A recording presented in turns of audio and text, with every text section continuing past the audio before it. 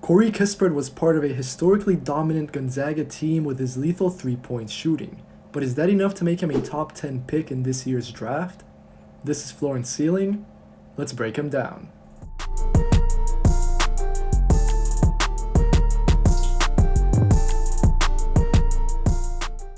Corey Kispert is coming off a historic shooting season for Gonzaga. Kispert realistically chased a 50-40-90 season for the Bulldogs, but instead had to settle for a senior year in which he shot 53% from the field, 44% from 3, and 88% from the free throw line. That's not too shabby either, right? At 6'7", 220 pounds, and armed with lethal shooting, Kispert is the type of mature floor spacer that NBA teams will crave this summer. Kispert has a lower ceiling than some of his peers, but that should not disregard how good he is already. The first thing to know about Corey Kispert is obviously that he is an absolutely outstanding three-point shooter. I like to think that Kispert will instantly become one of the league's most dangerous floor spacers when he gets drafted into the NBA. Sure, there might be a little bit of an adjustment period. The three-point line is further back, and the speed of the game will be faster. But Kispert is too good of a shooter to be denied. Kispert is a career average 41% three-point shooter, and in his senior season for the Bulldogs, cashed in on 44% of his triples. He can make it rain from anywhere and in any context. Kispert was in the 99th percentile on spot-ups and the 86th percentile on catch-and-shoots. What that means is that Kispert barely misses. His release is pure and easy. More importantly, it is quick, and his height at 6'7" gives him an advantage when it comes to not being bothered very easily. I expect this level of shooting to continue in the NBA. He is tailor-made for anyone that needs floor spacing, since Kispert's shooting gravity alone should eventually open up the floor. Kispert is especially dangerous when he can make threes while moving. If he's sprinting into a three off a handoff or rising into his shot after coming off a screen, that scrambles the opposing team's whole defense. He still needs to become more consistent at these types of shots, but the potential is really appealing. Without making a direct comparison, we have all seen the value of having a JJ Redick or a Kyle Korver for years. Should Kispert make these types of shots more often, then he would add that same value, but at 6'7". So what improvement areas does Kispert have from beyond the arc? Truth be told, not many.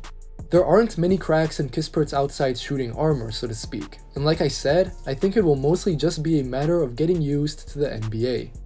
Perhaps he won't be as incredible of a shooter in the first few months, but I see no reason why he won't eventually adjust. The one thing that Kispert could stand to get better at is his shooting on the move. For now, he is much deadlier in spot-up or catch-and-shoot situations. This type of shot still comes a bit too quickly for him, but it speaks volumes that Gonzaga trusts him to even really take these tough threes. Still, I don't think Kispert will immediately be asked to provide these types of trays at the NBA level. One misconception that is easy to fall into about Kispert is that he is only a shooter. And while shooting is his strong suit and calling card in the NBA, that is not the only thing that Kispert can bring to the table. He is very solid at leveraging the threat of him shooting a three-pointer to effectively then attack closeouts. Kispert will not wow you with any of these plays, but they are exactly what is required of him so that his game does not become one-dimensional. He can attack the rim with aggression and generally just make the right plays, as we can see here against the Kansas Jayhawks. Beyond that, Kispert has also showed the ability to do some nice things in the pick and roll. He usually does not look for his own shot like this, but watch here against BYU. The defender makes the terrible mistake of going under the screen and Kispert drains the triple. He is also quite effective using screens to get to the rim, since Kispert is only an average or slightly below average athlete. He cannot just blow past you, but that should not be mistaken with being slow or heavy-footed. Kispert is smart with his drives, both at the start and at the finish. He plays with good pace to find his way to the basket, and then has shown some craftiness getting the shots to go in. For instance, Kispert can lay the ball in high off the glass, or use his toughness to get into his opponent's body. Kispert should not be considered a non-athlete by any means just because he does not jump out of the gym. He always plays with great coordination, never forces anything, and uses these straight line drives really well. This area of Kispert's game is also evident in transition. Kispert runs the floor hard and is actually surprisingly good at finishing around the basket. He shot 75% at the rim this season, which is an incredible figure. Kispert plays with a great degree of determination, and most of all, he is very tough despite not necessarily looking the part. Another thing that Kispert is very handy at is moving off the ball. Whether he was being used as a screener or just moving towards the basket, this was great use of his shooting gravity. Kispert showed himself to be a great cutter at Gonzaga, although I wonder if he'll be as useful in this capacity on a less stacked team. For instance, an NBA team that needs his shooting more than anything might prefer him to just space the floor, which, in my opinion, would not be the best use of Kispert. Either way, I expect his knowledge of when and where to move to translate. Also, we must keep in mind that this cutting is connected to his shooting. This goes back to him being misrepresented as a one-dimensional player. Against San Francisco here, the defender really wants to avoid Kispert getting a touch from beyond the three-point line. He is sticking so close to him that Kispert can just back cut and finish. You have probably noticed that I have not mentioned Kispert's passing so far, and really, that's just because there is not much to highlight. Kispert turns the ball over less than he dishes out assists, but his passes are really nothing to write about. He can occasionally run some pick and roll and make decent decisions, but either way, connecting plays will not be his role in the NBA. Speaking of which, I must delve into this to paint a complete picture of what Kispert is like as a player, but he is really not someone that you will look to for shot creation. Kispert is largely a team-dependent player right now, which lowers his ceiling but also raises his floor. However, you do not want to give him too many responsibilities. He is okay in the pick and roll as we have seen, but just that right now. Kispert is still not comfortable dealing with a heavy load of these possessions. He can struggle to get into the shot he wants, and overall, he is a bit hesitant with his decision making, sometimes traveling. Kispert is much better when the game is as simplified as possible, so you want to avoid making him take quick decisions when it comes to seeing the entire floor and making more advanced reads. You are also never really going to see Kispert create his own shot. He does not have a bad handle per se, but it just is not shifty enough to create great separation. Watch this possession against Kansas. Kispert gets the ball late in the shot clock and has to break his man down off the dribble. He is unable to do so and ends up getting bailed out. But again, this skill set is not something NBA teams will be looking for in Kispert. On defense, I think we have to be realistic and acknowledge that Kispert will always have some limitations. Don't understand limitations as not being able to make a difference though. Still, Kispert lacks some of the important things that make up a good defender. For example, he does not have the greatest foot speed and is not always able to move laterally as quick as one would hope.